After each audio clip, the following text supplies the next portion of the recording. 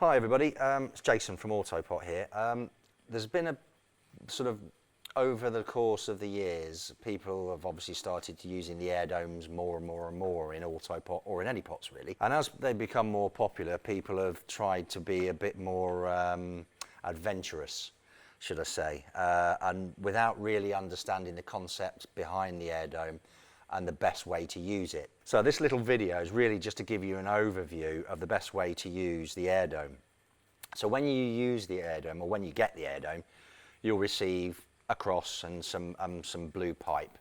When you get the blue pipe, always stretch it and open up the slits, because the slits aren't always cut through, and if you just stretch it open, you'll actually form the holes that are created so that the air can pass through really easily.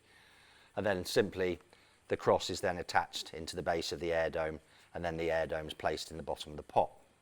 So the main reason for this video is about types of substrates and strength, or the strength of the pump that you use. So regarding air pump size for AirDome, so it is really important that you don't over egg the pump that's connected to the AirDome.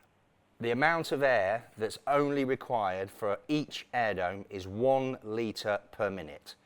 If you start trying to turbocharge, one, you're not going to have any extra benefit, and two, the potential of bubbling away the top float of the aqua valve is probably going to happen. Basically, an air pump connected to an AirDome placed at the bottom of a pot is very beneficial, but only if you use an open substrate. So this is 100% Coco, this is 100% pumice stone. So I'm going to show you the difference in a minute. If you put an AirDome at the bottom of here, which I have, and you use too strong an AirDome, or even an AirDome that's providing 1 litre per minute, because of the way this Coco is formed, it's very dense. There is air can pass through it, but nowhere near as easily as it can with pumice stone. We recommend a basic mix of 50% coir and 50% pumice, or 50% coir and 50% perlite or pebbles or whatever. So this is 100%.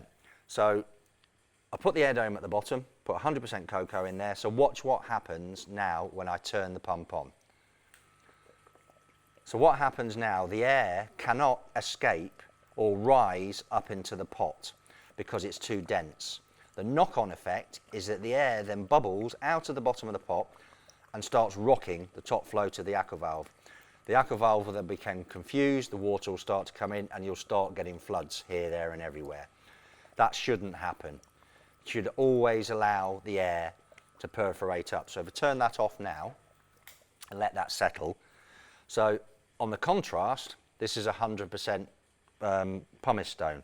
So if I swap the pipe work over so that the pump is pumping into the pumice stone, and you'll see, even though I'm over egging it with the air pump, I mean this is 20 litres per minute. So I'm just using this pump just to show you what can happen if you don't use the right pump, use too strong a pump, and you don't use the right media. So I've now plugged it into the pumice stone. Now watch what happens. Nothing. So it gives you a good overview, because now the air can perforate up into this substrate and the plant benefits from it better, and the aqua valve doesn't rock and it just floods and drains. So it's really important that you use the right type of media, right blend of media, and you use the correct pump and the right amount of litres per minute, depending on the amount of AirDomes that you have. So what you want to ensure is that if you do use an AirDome, make sure you have a nice open substrate. And when I say open, add some perlite to it, add some growth stones, add some pebbles to it. It's really, really important. And then that allows the air to perforate from the AirDome up into the substrate above. So what I've done here, I've taken roughly 50% perlite, and you can use any size perlite. I mean, all over the world there are different grades and different sizes, doesn't really matter. So I've taken some quite rough Coco actually. This is quite open Coco. I mean, other Cocos have less strands in there and more dense, especially when they're wet. So if I now take those two and blend them together, what I'm doing is making a blend of cocoa and substrate, and you can do this with soil, you can do this with pebbles, you can do this with cocoa and pumice stone. And now what I've done, I've really opened up that media. So if I place this in any of my AutoPot pots, then I know that the air is going to be able to perforate up into the substrate and not sort of backfeed and start rocking the top of the aqua valve. So what we say is, if you have 100 litres of cocoa, add 100 litres of perlite, or add 100 litres of soil, add 100 litres of pebbles, or what you want to do, whatever you grow in, you could add pebbles in there if you wanted to as well. You could add pumice stone in there if you wanted to. You could add soil in there. You're really not restricted on what you can put in an AutoPot pot. So when using the AirDome, it's really important to maximise the benefit of the AirDome, is blend the base, whether it's soil, whether it's cocoa, with something that creates, that just makes it much more open and much more free draining, and allows the air to perforate up into the substrate and doesn't get blocked at the bottom and start rocking the aqua valve cover, or rocking the aqua valve top float. Does it increase yield? Well, when we first came up with the concept, and this is probably going back probably 15, 16 years ago, we took a net pot, we put some bubble pipe in the bottom of it, and we grew some loofahs here in the UK, and we had a beautiful summer. It was, I think it was 2007, 2008. And we quite clearly produced 130% more loofahs from the pots that had a makeshift AirDome placed in the bottom of them. I mean, that was, you know, unbelievable results, and they were actually documented. Using an AirDome at the base of your pots, we will probably say, as long as you're using the correct blend of substrate that's nice and open, you can increase your yields by 30% comfortably. So by adding the AirDome and using the correct blend of media in the pot above the AirDome will ensure that you benefit from the effectiveness of the AirDome. Does it prevent overwatering? AutoPot doesn't overwater anyway because of the way that the aqua valve works. It floods and drains in accordance to the plants.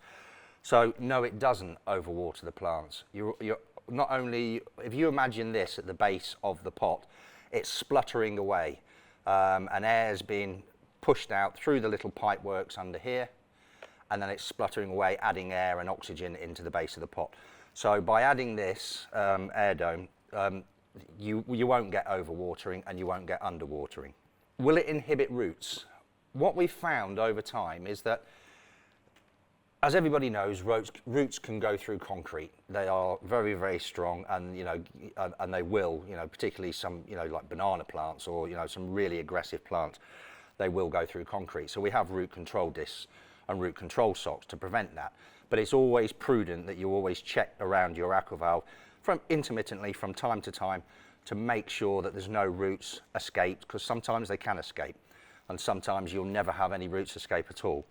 By adding the AirDome, what you'll find is that the roots will want to stay in this area. So when you finish your crop at the end of the season, you'll probably find that this whole area is just full of roots, and you'll have to take it out and clean it. So no, it doesn't overwater or underwater. It doesn't inhibit the roots as well.